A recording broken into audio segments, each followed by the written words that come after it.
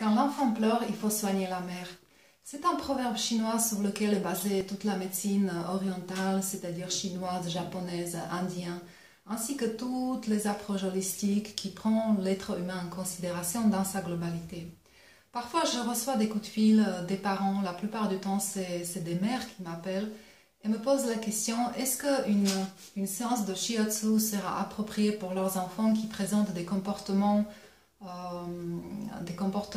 inquiétants comme l'hyperactivité, l'hyperangoisse, problèmes de sommeil, des cauchemars, la demande de l'attention continuelle. Dans 90% de cas, je m'aperçois, quand j'écoute ces mères juste comme ça au téléphone, je m'aperçois que c'est la mère elle-même qui a besoin vraiment de prendre soin d'elle. Pourquoi je dis ça? Je dis ça parce que l'enfant, c'est juste une éponge qui absorbe absolument tout de son environnement.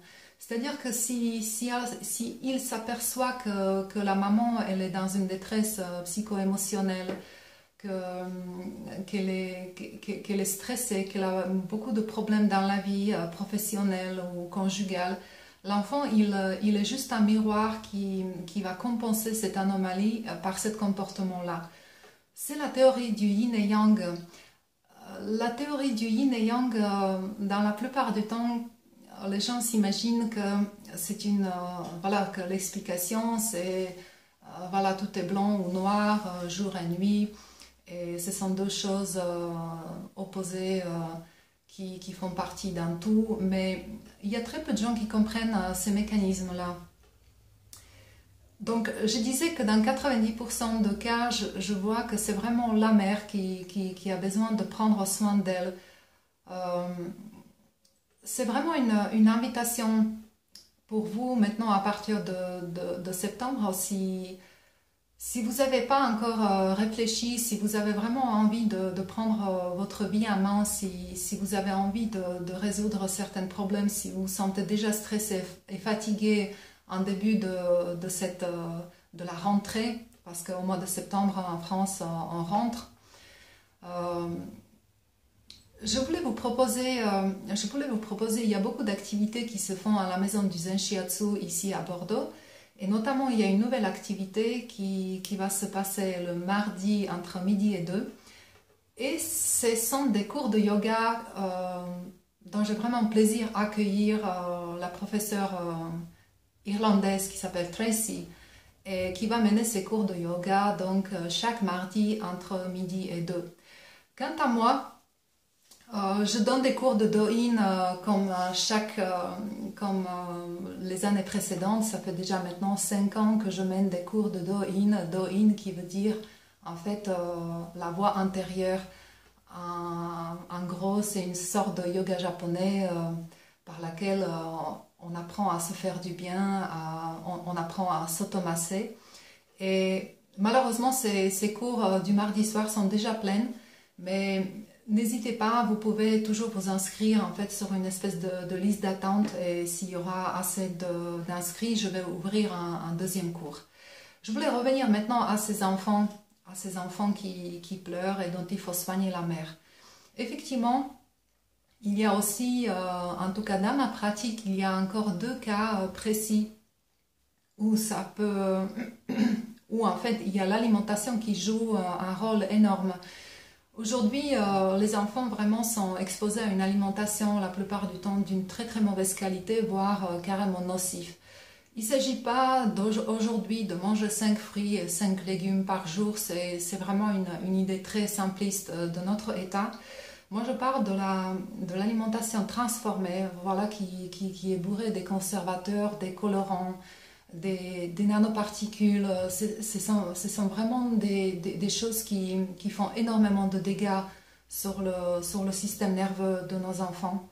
Et il a été prouvé, si vous cherchez sur Internet, je pense que c'était en Australie, il y avait des expériences qui ont été menées sur les collèges où les cantines ont passé à l'alimentation bio, Et le comportement en fait des groupes de gens, des enfants, ont considérablement changé par rapport à ce changement d'alimentation, c'est-à-dire les comportements comme l'hyperactivité, l'agressivité, etc.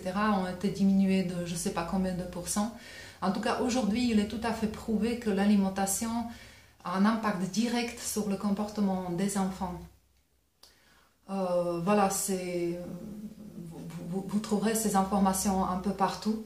Donc ça, c'est une chose à ne pas négliger et vous pouvez vraiment vous-même faire l'expérience au lieu d'aller manifester ou militer contre les pesticides. Il suffit tout simplement de ne pas les consommer. Un troisième cas où les enfants peuvent effectivement bénéficier du shiatsu, c'est en tout cas ce qui m'est arrivé à moi.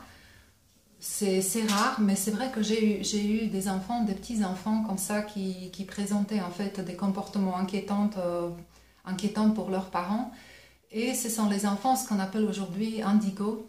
C'est des enfants, bon, on dit qu'ils sont surdoués, mais c'est surtout qu'eux, ils ont une perception particulière des champs énergétiques dont nous, on connaît ou on ne connaît pas l'existence ou on n'est pas capable de les contacter. Et ces enfants-là, ils ont accès à ces champs d'énergie. Et donc, du coup, ils ont vraiment une façon de penser et agir qui peut être étrange pour nous. Voilà. Sinon, vraiment, des tout petits enfants, c'est souvent vraiment les parents qui ont un problème et qui ont besoin de trouver un équilibre, qui ont besoin de prendre soin d'eux, qui ont besoin de s'occuper d'eux et de se poser la question, voilà, où est-ce que je me trouve aujourd'hui, et qu'est-ce que je fais si dans un an je veux me trouver un peu ailleurs. Donc peut-être il faut que je change quelque chose, que je prends le temps pour moi. Voilà, donc juste en bas de cette vidéo, dans la description, vous aurez un lien où je vais vous indiquer vraiment les heures et les jours des différents cours que je propose, des cours collectifs. Voilà, et puis je vous dis à bientôt avec un autre sujet.